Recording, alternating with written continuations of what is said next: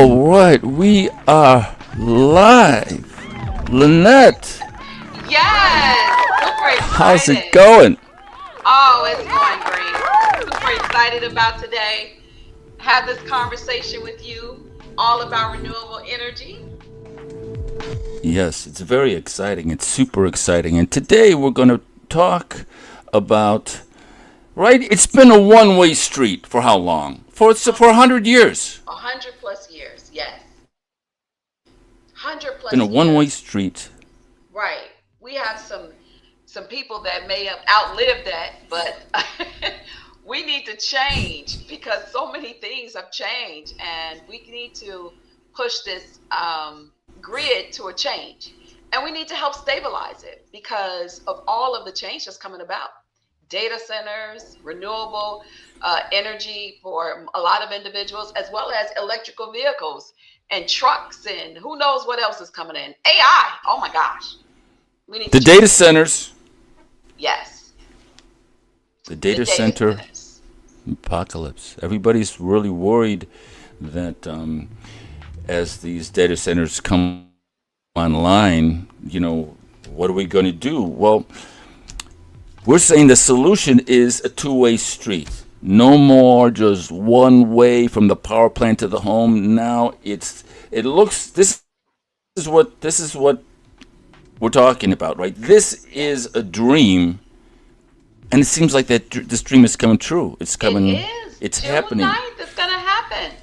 It is going to launch June the 9th. I'm super excited about it. Welcoming our CEO into the Chicagoland area. So I look forward to that.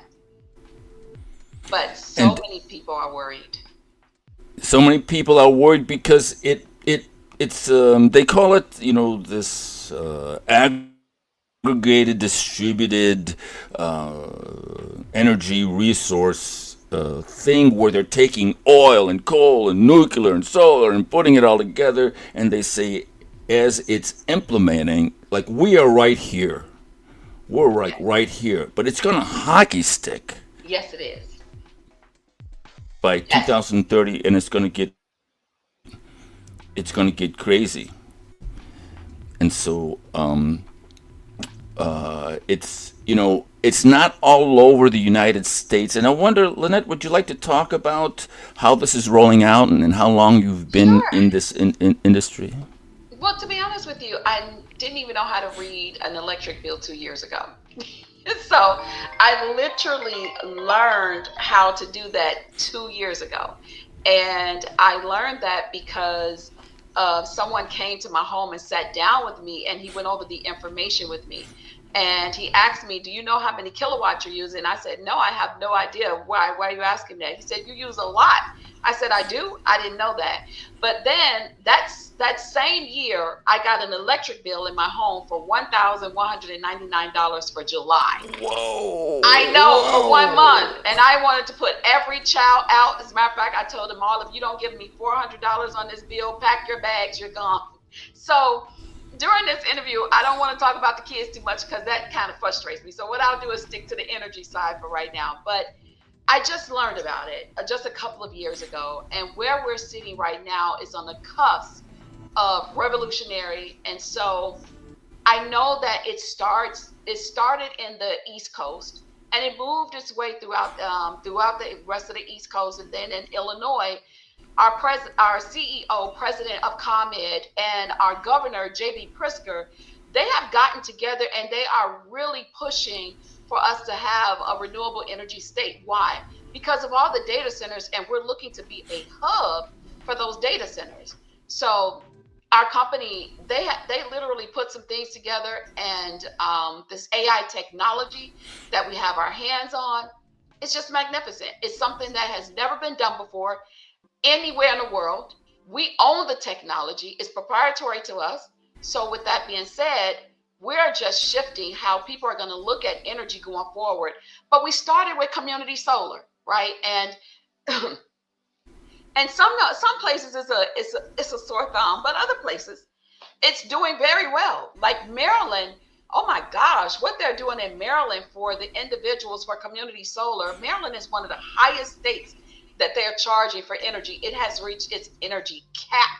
at $466 dollars a megawatt per day. That's huge. And I know a lot of people are like, what's a megawatt? I know, I didn't know either. Don't worry. But I learned it, right? And a megawatt is 1,000 times 1,000 kilowatts. And so with that being said, that's a lot of homes. But we're able to help those homes actually start to save money on a bill in Maryland. And it takes 3 to 4 minutes to sign up for this. 3 to 4 minutes. So, and now it's moved into Illinois. And that's community solar. That's what we started with. So we'll talk about that first. And I think we've got a little video here showcasing community solar by Yes. none other than Channel 5 News. So let's All right, let's play that. Well, today you may have seen it is Earth Day, and one way that more people are going green is by switching to solar energy. Governor Pritzker wants to get the state running on 40% renewable energy by 2030, and to get there, as part of the 2021 Climate and Equitable Jobs Act, the governor has increased funding for solar projects. But not everybody can put panels on their roof, right? Kate Chappell continues her Earth Week series this afternoon to explain community solar, how it works, and why interest is skyrocketing. 30 miles south of Chicago's bustling loop, located on a former plot of vacant farmland, a futuristic solar array sits along Cottage Grove Avenue, generating 2 megawatts of energy to nearly 700 nearby homes. Reactivate is a developer, owner, and operator of renewable energy solutions and projects. A lot of our projects really focus on working class and low to moderate income households. Verdine is one of Cook County's first community solar farms within an environmental justice community. 5,200 panels on 20 acres. There are a lot of households that, for a multitude of reasons, cannot put solar energy directly on their rooftops. Might be due to aging infrastructure, or they might be renters and not have the access. Community solar are smaller projects that are connected to the grid that allow households to subscribe. So you don't have that upfront economic expense. By subscribing, customers offset their own electricity costs. Nothing changes about the electricity flowing in from the grid. But they receive monetary credits on ComEd electric bills for their portion of energy produced, with up to 50% savings. ComEd's role is interconnecting these facilities to our grid. It's an electron just like any other electron. It is generated sustainably. We're seeing huge growth in this area. We are at 173 community solar installations online right now. We have 700 more in the queue. Electricity demand is surging, especially in Illinois, with developers looking for creative and attractive ways to meet the need. We are looking at a solar installation that doesn't look like a typical one. This one is mounted on a motorized tracking base, and the solar panels are in the shape of flower petals, and it actually tracks the sun, generates about 40% more solar energy. The Smart Flower is an example of community solar on a much smaller scale, powering a portion of the Renaissance Collaborative, a former YMCA turned into affordable housing, reducing utility bills, serving as not only an energy source, but an art installation and educational resource for the Bronzeville community. Gives us a beacon to green energy in the Bronzeville community. Powering homes and conversation about how everyone can play a role in a more sustainable future. It's important for folks to understand that these types of options exist, that there's absolutely a way for us to utilize renewable energy as a catalyst for economic growth. And there is another benefit to solar: job creation. In 2023, according to the Department of Energy, clean energy jobs grew at more than double the rate of job growth in the rest of the economy. If you are interested in solar but maybe don't have the infrastructure, you can find an approved list of vendors for community solar at illinoisshines.com. Back to you. Well, today It sounds it is Earth Day. Now, isn't that magnificent? Oh my God. Solar flower, solar sunflower, an art installation is solar, a renaissance. That type of framing just gives me goosebumps. Yes, absolutely. And it's all backed by the state. It's backed by Illinois Shine. Illinois Shine is the backing of this, but a lot of people think it's just the state, but it's not. Many years ago, the Biden administration passed out $8 billion to the United States. And the only states that did not take the money, Texas and Florida. All the other states took the money. And because they took the money, you are able to opt in to community solar. And our state is just an advocate for it. They're pushing the train down the track and saying we have to get this stood up for our community because we know that there is going to be a crisis and we don't want to be sitting in the dark. Then you'll really be mad. So. And they went by the clip went by so quick. Can you give us a more detail on how it works? So the solar farm sort of gives energy to the grid, and then you get solar credits, right? Is that correct? Correct. Yes, and those solar credits, they show up on your bill in a form of a discount, a digital discount, which is very important for people to understand, because I know some people, they get started on a solar farm and they may have seen a $5, discount, a $7 discount, but it could have been just the time of the year and they could have came on at the very end. That's just one bill. Give it time, just like anything else, and you'll start to see larger credits, and they start to build and they start to become a lot more.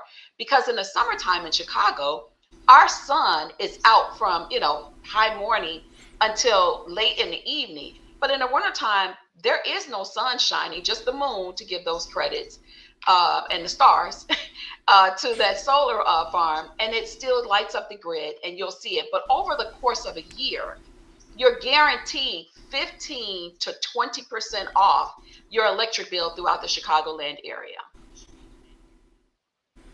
It's incredible. Guaranteed. Guaranteed. Yes, guaranteed. That is the statement. You are guaranteed 15 to 20% off your electricity bill.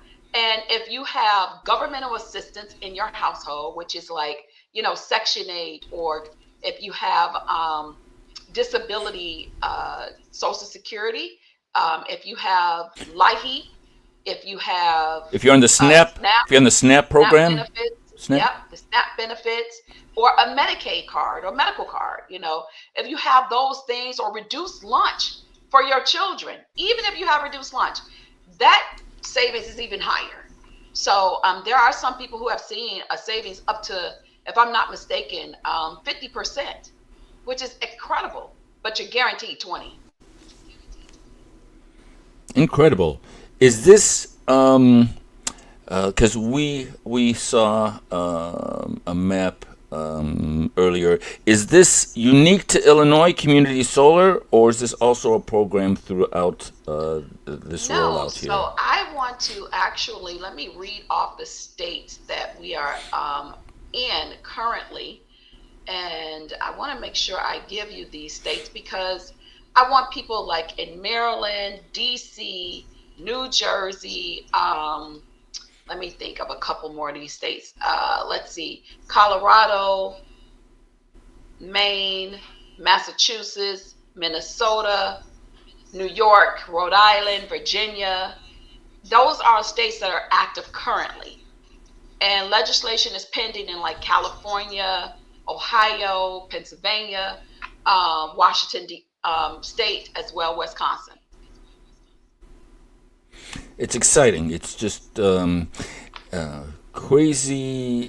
It's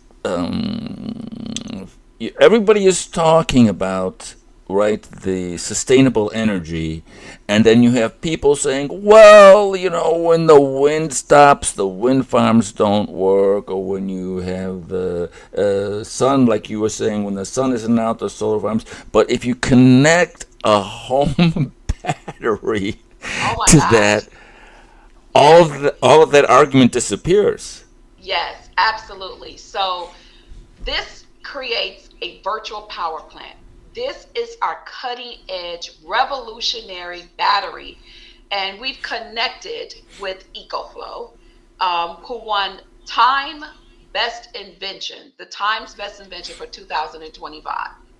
This battery has been sold 3 million batteries in the United States, 5 million batteries worldwide. And I must tell you, you're connecting this to your home. You can put it on the inside of the garage if it so suits or bold to do so, or on the outside. And the battery is just incredible as to what it's able to do because of our technology that we added to the battery to make it a smart battery to help lower your electricity bills significantly. And that's for 15 years. You're going to have a lower bill for 15 years. So, yes, this is revolutionary. And we are launching in the Chicagoland area. That is so exciting. It's like having energy first. And we're doing something different. And just to kind of, because when I was first exposed to this, I didn't quite, understand or grasp the concept. But what the concept is basically, when the prices are high, right? The battery's not getting power. But when the prices are low, the battery is storing as much as you get. And that's totally in concert of what you're talking about, Lynette. The software, the proprietary software, and the sort of machine behind the scenes that makes this possible. Correct. And this is relatively new technology, and so people might be like, well, why isn't this? The battery's been around forever. Why hasn't this? It's the technology. It's the software. It's the AI side. And so there's also something else happening when the grid is stressed and the energy is at its peak hours. That battery is pulling you off of that grid and giving you a lower price per kilowatt or less kilowatts, period, right? And your home is running off of the battery seamlessly. And when energy is low, it's actually storing the energy back to the battery because energy runs concurrently. And I didn't even know that. I thought they kind of could control it, but no, they don't. It just continues to run like a waterfall. So we are losing energy when we're asleep. And now these batteries will store that for us so we can have a two-way street back to the grid. And so that battery does two things. It helps lower your energy and pull you off of the grid in certain hours that are peak and stress. And then it's powering the grid up to help with the grid and sustain it. Yeah, and it's just such an incredibly revolutionary concept. And the episode 2, we're going to dive deep into what it actually looks like. Like, when you're talking about a battery, is it the size of a refrigerator? Where does it go on the house? Yeah, We'll kind of get. It's Right. actually pretty sexy. The battery. Yeah, I think it's sexy too. It has a sexy It's feel like to a. it to go in the house, right? So it looks really good and sleek on the side of the home. It doesn't give you the sore eyes of panels on someone's roof. And the battery is launching in Illinois, and because of who we are as a state, which the land of Lincoln, there is no cost for this battery. There is absolutely no cost for installation, no cost for the equipment because we own it, and there is no cost monthly. I know a lot of people are going to say, what's the catch? That's too good to be true. I don't believe it. Well, it's true. Your state has stepped up, as well as ComEd, and they're allowing consumers with an 8,000 kilowatt a year, 600 credit score to get this battery at no cost at all. And people say, well, why do you have to have a certain credit score? Your actual home is going to increase in value just because it has a battery, about $30,000 to $40,000. So why not? And we want to make sure we're securing our actual battery as well. So with that being said, I would love to make sure that all of our people are understanding that this is for them. 1.8 million people do qualify in the state out of 3.1. And to the argument, like, what's the catch, or what's, so I say, look at it like this. Okay, Chicago gave the world the soundtrack of humanity, right? So we gave the world blues, we gave the world jazz. No catch, for free. We gave the world house music. We gave the world Michael Jordan, Harold Washington, Barack Obama. No catch. We just, that's what we do in Chicago. Just good people. And so now I'm getting goosebumps right now. I feel like we're going to be doing the same thing with energy. This is what we do. This is it. This is going to take off like a rocket ship. People are going to start saying, wait, your bill is that? Wait a minute, how can I get in line? You want to get in line by contacting Lim at the information that's below. And you can show up in Chicago, in the Oak Lawn Hilton Hotel, 6:30 p.m. next Tuesday. We are launching this battery. So exciting. And I hope that you guys get in contact with Lim to get more information. I look forward to seeing you there in the room. And before we go, just to sort of round out this this discussion,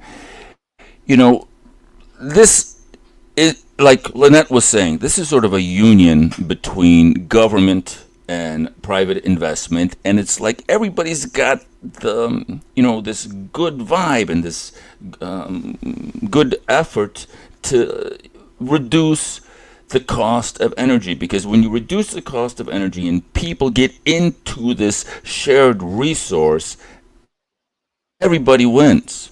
And so it's a crazy situation where when the prices get low, everybody wants in, because if the prices are high, nobody wants in. Right? I don't know. I don't want more bit, right? But if the prices are low, right? I know that's crazy. So I want to sort of play this quick couple of minute video, which takes this government, it's 70 pages of the way the government talks in its language, which can be boring, but they call the network that we're talking about in government speak, in government language, it's called aggregated distributed energy resources, right? And so that's how they put it together. And so this is the video I put together to it's just a couple minutes to sort of listen to how it's put into in the perspective of government agencies. So here we go.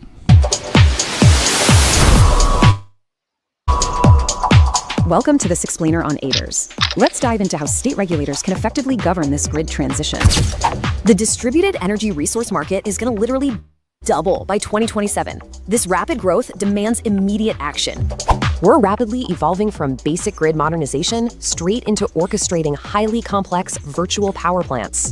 Think of individual devices like solar panels as musicians, and the ADER as the conductor orchestrating them. So effective governance means policymakers must navigate these 5 structured policy development steps to get things right. These priority goals dictate your approach. You've got to carefully balance critical mandates like grid reliability and affordability. Crucially, ADRPs can drive social equity by helping retire polluting peaker plants in historically overburdened communities. But how do they integrate physically? Well, ADRs provide totally distinct services across 2 main grid areas. For the bulk system, smart inverters let ADAR supply essential capacity and super fast frequency response. Meanwhile, locally, ADARs act as non-wire solutions, providing vital voltage support and deferring really expensive infrastructure upgrades. The real game changer here is co-optimization, dispatching ADARs to multitask across various grid needs simultaneously. They achieve this through jumping, splitting, or the simultaneous co-delivery of services, absolutely without double counting. Moving to economics. How do regulators actually value these services to ensure system-wide cost effectiveness? You'll evaluate benefits by estimating avoided traditional infrastructure costs or by relying on organized wholesale market prices. Once valued, you've got to structure fair compensation mechanisms for the resources providing these absolutely essential grid services. Let's compare the 3 primary compensation structures side by side to really understand the crucial regulatory trade-offs here. A utility-run program avoids intermediary fees, but a third-party aggregator might drive way more market innovation. Regulators must also objectively weigh the reliability of direct implementer control against the benefits of participant autonomy. Ultimately, dispatch relies on either a physical grid stress trigger or a market-driven economic price signal. The massive payoff? Modeling shows virtual power plants perform just as reliably at half a peaker's cost. With aiders rapidly scaling up, the vital question is your state's regulatory framework truly ready?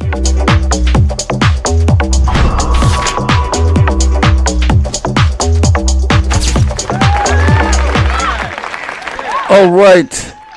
All right. Everyone, thanks for. All right, Lynette, thank you so much No for problem. Thank you. your contribution to this broadcast. Your information was absolutely outstanding. So, thanks everyone for watching. All right. I'm sorry? Thanks for Yep. inviting me and look forward to seeing you soon. Yes, and let's do this again real soon. All right. Take care, everybody. We'll see you next time. Bye-bye.